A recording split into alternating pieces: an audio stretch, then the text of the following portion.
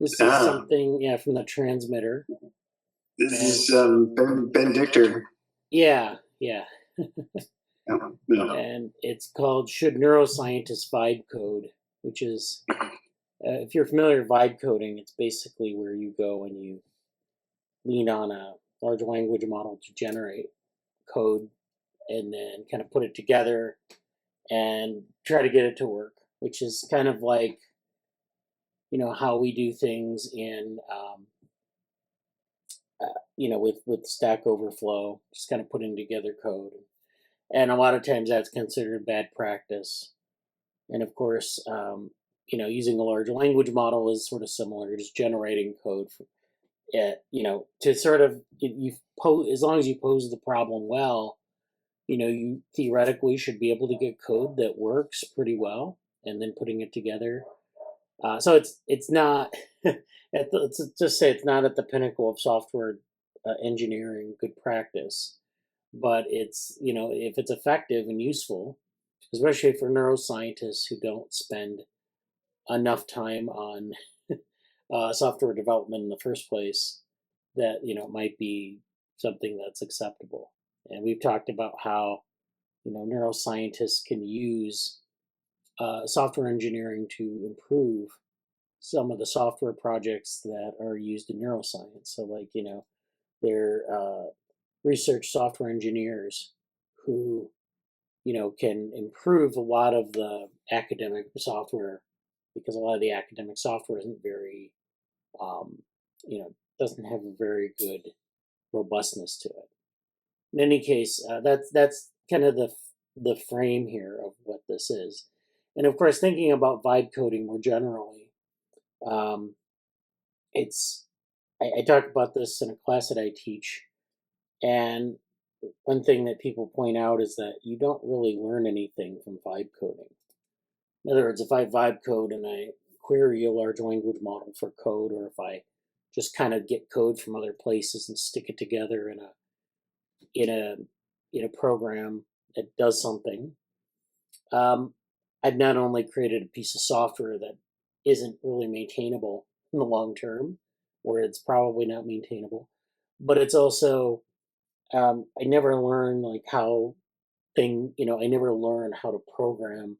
I never learn sort of how to use better data structures. I just use the data structures I'm given. So it can be, especially for people who aren't computer scientists, who maybe need to learn some things about coding, or experts in that language, it can be somewhat problematic. But anyways, that sets up this whole like sort of debate that they have here, which is, should neuroscientists vibe code?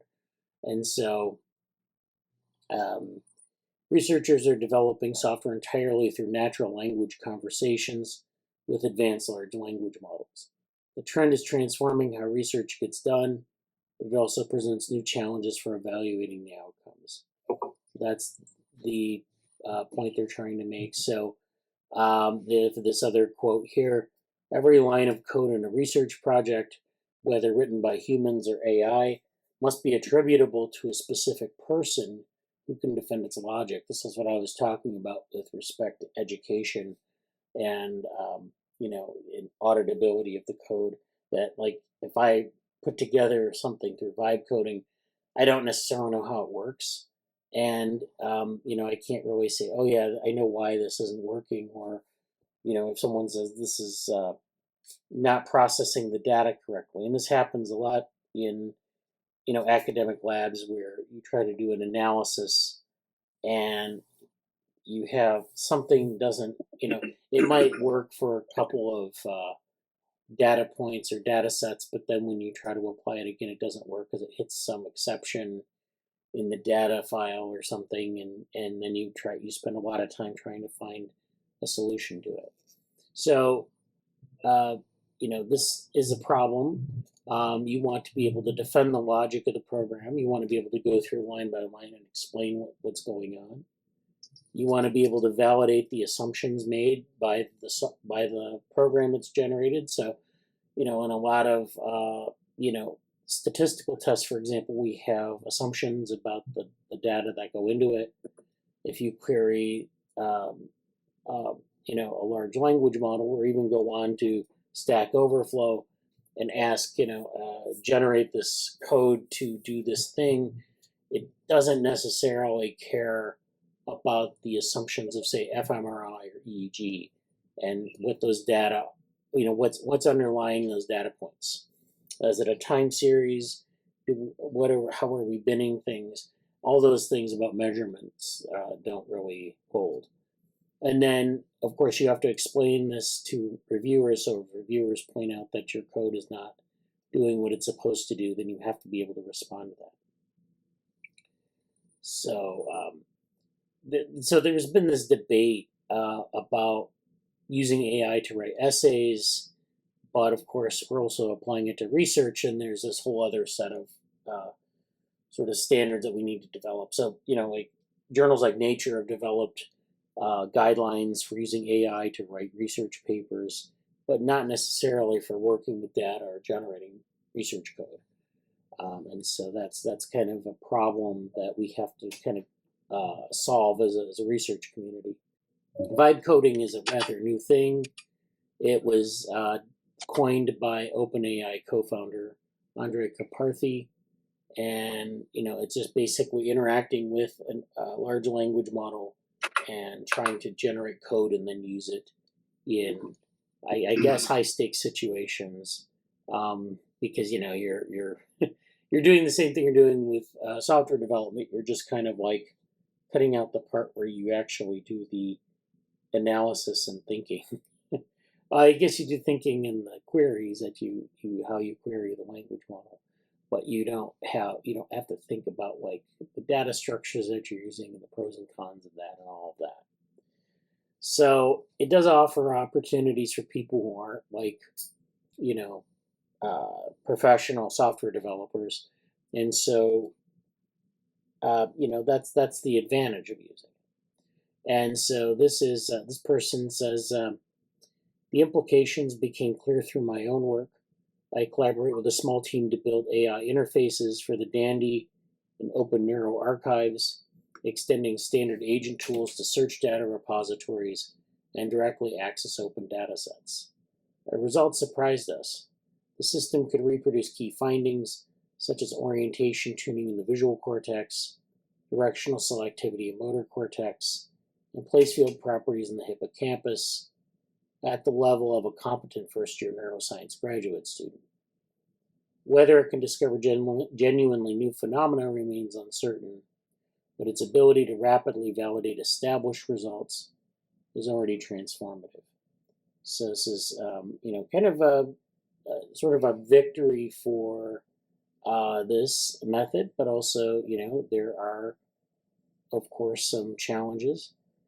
But they're going to talk about sort of the victories first. So it can reproduce things. It can reproduce results. The democratization extends far beyond reproducing textbook findings.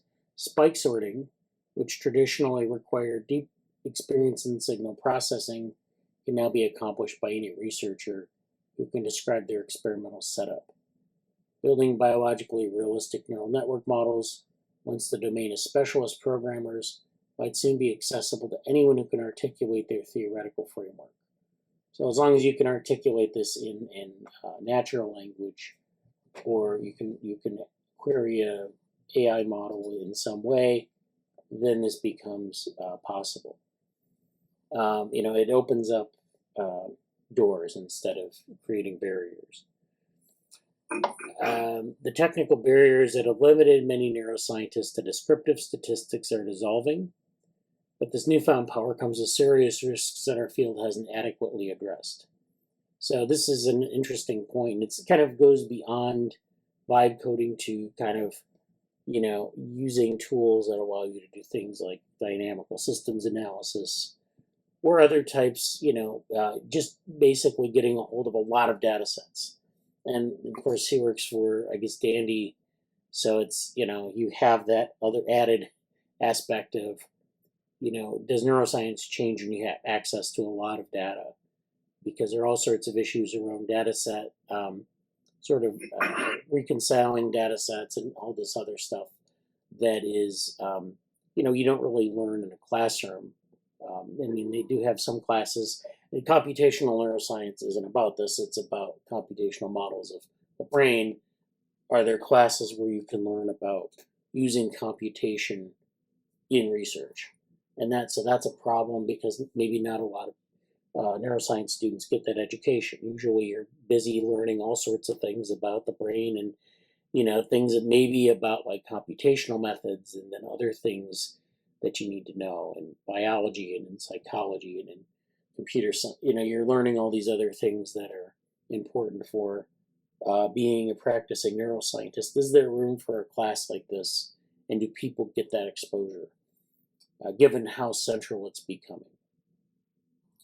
So and then of course this question is, so should neuroscientists vibe code? And then the author says the answer is a qualified yes. Proceed only with the right approach. Okay, so then kind of goes through some of the drawbacks of using AI and benefits of using AI. This goes through a lot of the drawbacks, how AI can feed off of pre-existing biases, and how it can be extremely sycophantic, so it gives you the answer you want instead of maybe the correct answer if you're misguided. It won't tell you that. You have to find out the hard way. And so these incidents reveal a troubling pattern. AI systems fail when we don't understand their training data, implicit assumptions, or decision-making processes. In neuroscience, where subtle methodological choices can determine whether you find a significant effect, this lack of transparency becomes especially dangerous. Okay. And then, of course, there are also reproducibility implications. So he said that you can reproduce research, but then there's also this other aspect of reproducibility where there's this sort of human intentionality behind every methodological choice in a normal setting where you're not using AI. So if you decide to go with a certain methodological choice, that's something you can defend. That's something that you understand and is a standard in the field. So if it's not a standard in the field, it gains scrutiny. If you can't explain it, it gains scrutiny. But if it's generated by AI, we just have to kind of accept any kind of thing that results from that. So it's kind of hard to know, what kind of assumptions the model is making. So consider a concrete example. An AI might choose to apply a particular smoothing kernel to fMRI data based on patterns it learned from training examples without explicit reasoning about your specific experimental design. So that means that you could have the situation where it's doing added data analysis that violate the assumptions of the statistical method, or violate the assumptions of the data set. And so that's a problem. And of course, if you don't know that, you can't defend that choice because you didn't make that choice.